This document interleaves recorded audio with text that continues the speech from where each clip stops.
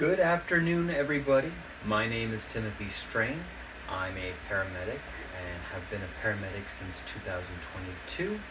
Today, I will be teaching you how to perform an EMS assessment for my EMS Instructor Methodology 15-minute assignment. To start, for this EMS assessment, I am going to be using the NREMT medical assessment. For the NREMT, there's the NREMT medical assessment as well as the NREMT trauma assessment. Now, the EMS assessment is a very important skill. Like all other skills, if you do not practice it regularly, you're going to lose it. This skill is the bedrock of other EMS skills, and without a good assessment, you are not going to have a good treatment plan for your patient and are likely going to have poor patient outcomes as a result of this. I have found that the NREMT psychomotor assessment provides a structured and organized approach to an EMS assessment, though these sheets do have a point system. For those of you pursuing an education in EMS, this assessment can be a lot more than just a grading sheet for your instructors or a cheat sheet for your national registry test. By applying this approach, this structured approach to real-world assessments, it's going to improve your patient assessments and patient care. This assessment is broken down into several parts, including the scene size up, primary survey, history taking and secondary assessment, reassessment, and it also has critical criteria.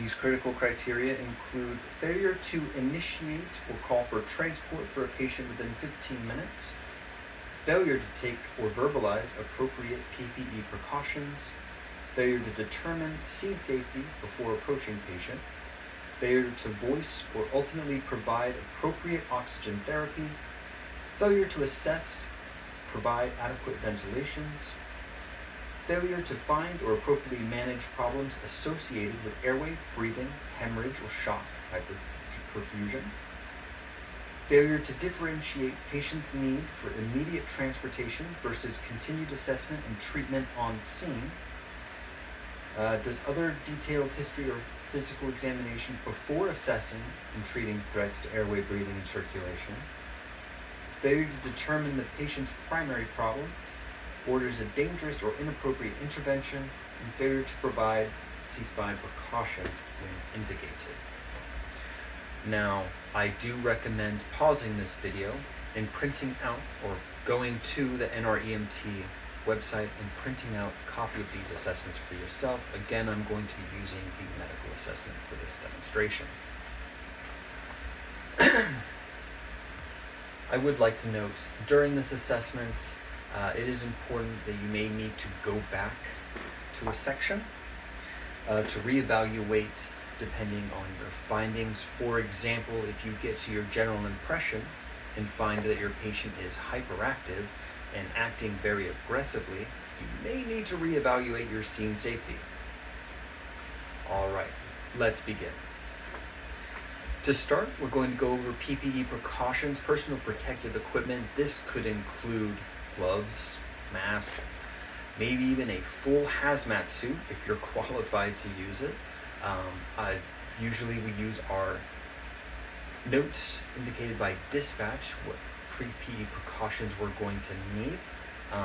For most agencies, gloves at the least are a requirement, and if they are not a requirement, they are at least strongly recommended every time you have patient contact. Now, following PPE precautions, we're going to move to our scene size up. Our scene size up includes scene safety. For scene safety, we have some priorities. Priorities include your own safety first, safety of your partner and other responders, safety of the patient, and safety of bystanders on scene. Ultimately, we want everybody to be safe, but if you are not safe yourself, you can't really help other people. Following this, we're going to move to mechanism of injury or nature of illness. Now, mechanism of injury, nature of illness, this is going to determine whether we are using the medical assessment or the trauma assessment. After this, we go to number of patients and requesting additional resources. Now, additional resources could include fire department to block off a lane of traffic while you safely treat a patient on scene. Could be requesting police department for an aggressive patient. Point is, call for help if you need help. And finally, we're going to evaluate the necessity for C-spine precautions. And this is a mechanism of injury with a high mix of suspicion that there's a neck injury. You need to practice C-spine precautions. Put a C-collar on that patient. After this, we're going to move to our primary survey. Our primary survey starts with our general impression. Now, general impression is going to be assessing your patient as you walk up. Is this patient in a tripod position, indicating possible difficulty breathing? Are they laying supine or prone? Are they clutching their chest or guarding their abdomen? Important questions to ask yourself. Following this, we're going to move to level of consciousness. This we use the acronym AVCU. Are they alert to verbal stimuli, alert to painful stimuli, or unresponsive? If unresponsive, we need to assess breathing and circulation, check a carotid pulse for no longer than 10 seconds, and follow CPR protocols if needed. After determining level of consciousness, we're going to move to chief complaints, and for this assessment and the remainder of this assessment, we are going to treat life threats as we find them. After this, we have our ABCs, airway, breathing, circulation. Airway, we need to determine if they have a patent airway. Do they have a clear airway? Or are they able to maintain their own airway? Or do you need to help this patient maintain that airway? Breathing gets a little bit more in depth. Breathing, we're going to determine with breathing rate, quality, work of breathing. We are also going to treat with oxygen if needed. Appropriate treatment with oxygen is very important. It is also good to note that we are not down here to our vitals section yet. That is because we determine oxygen treatment based on the rate and work of breathing and not the SpO2 of the patient. Following breathing, we move to circulation. Circulation includes capillary refill, skin, color quality, condition. Is this patient cyanotic? Are they pale, cool, diaphoretic, indicating hypoperfusion? After this, we're going to determine this patient's priority and need for transport. Is this a scene where we need to stay in play, treat this patient on scene, or have time to do so? Or is this a very critical patient that needs to be transported to the emergency room immediately? Following this, we go to our history and secondary assessment. There's some helpful acronyms. If this patient is in pain, we're going to use OPQRST, onset, provocation, quality, radiation, severity, and time. If the patient's experiencing any pain, we're going to go over a sample, signs and symptoms, allergies, medications, pertinent past medical history, last oral intake. And we're also going to ask some clarifying questions. This is important. If your patient's, say, having chest pain, and you ask, does anything make this pain better or worse? Going over your provocation, the patient may say no. Asking some clarifying questions like, okay, so if you take a deep breath in, does it hurt more or less? The patient, try this.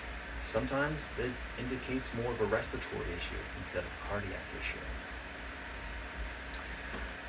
We're then going to assess during our secondary assessment, the complaint and body system.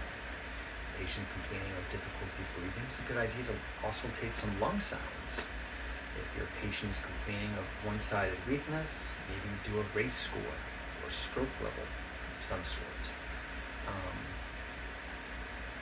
Finally, we move down to our vitals assessment and diagnostics. Our vitals include heart rate, blood pressure, SpO2, blood sugar, GCS. Diagnostics can be our 12-lead EKG or maybe even end-tidal capnography if scope of practice allows. Finally, we move on to our field impression, treatment plan, and transport reevaluation. Now, for our field impression,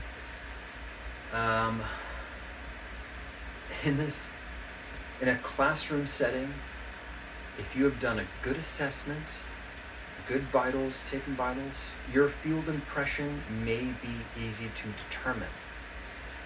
In real-world application, sometimes it leaves you with more questions and confusion than anything when vitals and complaint don't add up. That being said, I have yet to meet a doctor that was upset with me because I didn't understand some obscure medical condition. But you will find a doctor that is upset if you do not treat life threats in the patient's chief complaint. It's important to focus on those. Sometimes you may not have an accurate field impression, but that doesn't mean you don't have any care. It doesn't mean that you can't form a treatment plan, at least for those things, life threats and chief complaints. All right. Finally, we're going to reevaluate our transport decision. Does this patient, now that we have assessed them further, appear to be more critical? Do we need to transport them emergently? Or is this something that could be downgraded to non-emergent? Some traffic conditions or road conditions in traffic could also affect these outcomes. Good communication with your partner there is key. Whether you can transport this patient safely emergent. Finally, we're going to conclude this with our reassessment. Now, reassessment, we're going to go back over primary survey, checking level of consciousness, ABCs. We're going to reevaluate this patient's vitals. General rule of thumb, a critical patient is going to be reevaluated no more than 5 minutes. Where a stable patient, you have usually reevaluated 10 minutes. You have a little more time to play there. You are also going to reevaluate this patient for every treatment you do. See if your treatment is improving this patient or making them worse or not helping at all. Finally, we're going to reassess their secondary assessments. Maybe you found some clarifying question or have some more clarifying questions you would like to ask this patient. The more you talk, the more you reevaluate their vitals. See if your treatment plan is helping with any of this. At the end of the day, the NREMT has a very structured approach that is going to help you immensely. It's the bedrock of all other skills that we do. This is going to conclude my presentation. Wishing you all the best out there. Good